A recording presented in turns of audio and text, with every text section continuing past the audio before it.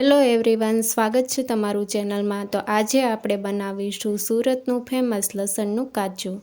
લસણનું કાચું બનાવવા માટે આપણે આ રીતે લીલું લસણ લઈ લેવાનું છે અને લસણનો ઉપરનો ભાગ આપણે આ રીતે કાઢી લેશું અને હવે આપણે એક લેયર અલગ કરી લેશું।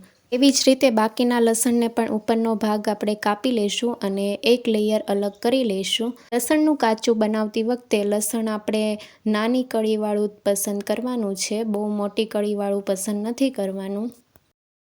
આ રીતે મેં બધા જ લસણમાંથી ઉપરનો ભાગ અલગ કરી લીધો છે અને એક લેયર પણ કાઢી લીધું છે। તો હવે આપણે સફેદ પાર્ટ અલગ કરી લઈશું।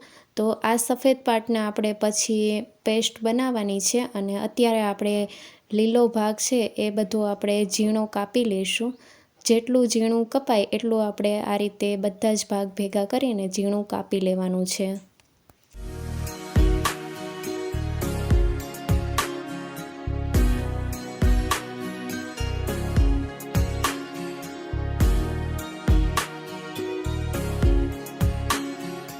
લસણને ઝીણું કાપી લીધું છે। આ રીતે તમે જોઈ શકો છો કે એકદમ બારીક કાપી લીધું છે। આપણે કપના માપથી જોઈએ તો 1 કપ લીલા લસણનો ભાગ તૈયાર થયો છે। તો હવે આપણે આદુ મરચાં અને લસણની પેસ્ટ વાટી લઈશું। તો તીખાશ તમે તમારા ટેસ્ટ મુજબ લઈ શકો છો। તીખાશ માટે 1 લીલું મરચું, લસણનો સફેદ ભાગ, અડધો ઇંચ આદુનો ટુકડો ઉમેર્યો છે અને હવે આપણે અધકચરી પેસ્ટ તૈયાર કરી લઈશું। આદુ મરચાં અને લસણને ખાંડણીમાં આ રીતે વાટી લીધા છે। આ રીતે અધકચરા વાટ્યા છે। તો હવે આપણે બાકીની સામગ્રી જોઈ લઈશું।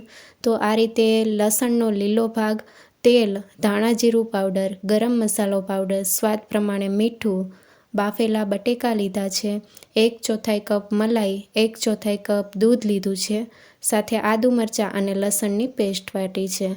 તો હવે આપણે બટેકાને ખમણીના મદદથી આ રીતે ખમણી લેવાના છે। બટેકાને તમે મેશરના મદદથી મેશ પણ કરી શકો છો। તો આ રીતે આપણે બટેકાને ખમણી લઈશું। બટેકાનું છીણ આપણે 1 કપ લેવાનું છે। તો લસણ અને બટેકાનું પ્રમાણ સરખું રાખવાનું। આ રીતે છીણ તૈયાર થઈ ગયું છે। હવે આપણે મિક્સિંગ બાઉલમાં 1 કપ લીલા લસણનો લીલો ભાગ લેવાનો છે, સાથે આદુ મરચાં અને લસણની પેસ્ટ ઉમેરશું અને 2 ચમચી સિંગ તેલ ઉમેરીને મિક્સ કરી લઈશું। લસણનું કાચું બનાવતી વખતે તલના તેલનો ઉપયોગ થાય છે, પણ આપણે સિંગ તેલ ઉમેરશું અને સિંગ તેલમાં આપણે બધી વસ્તુ મિક્સ કરી લઈશું।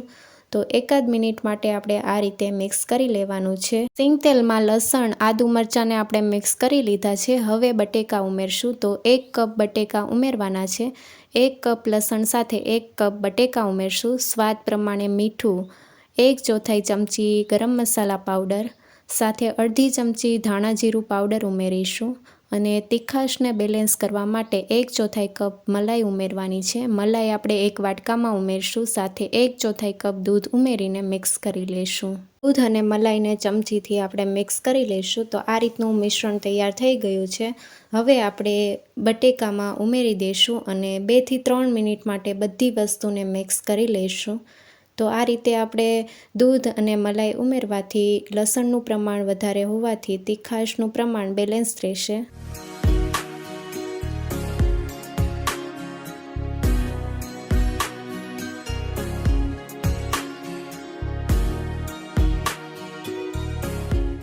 લસણનું કાચું તૈયાર થઈ ગયું છે અને આ રીતે એકદમ સ્મૂથ તૈયાર થયું છે। તો હવે આપણે સર્વિંગ પ્લેટમાં સર્વ કરીશું। હવે આપણે એક પ્લેટમાં કાઢી લઈશું। તો આ રીતે આપણે એક પ્લેટમાં કાઢી લઈશું। ઉપરથી લીલા લસણનો લીલો ભાગ આપણે સ્પ્રિંકલ કરીશું। લસણનું કાચું તમે રોટલી સાથે સર્વ કરી શકો છો। તો એકદમ ઝડપથી બની જતી આ ડીશ તમને કેવી લાગી કમેન્ટ સેક્શનમાં જરૂરથી જણાવજો અને નવી રેસીપી જોવા માટે ચેનલને લાઇક, શેર અને સબસ્ક્રાઈબ કરો। Thank you for watching.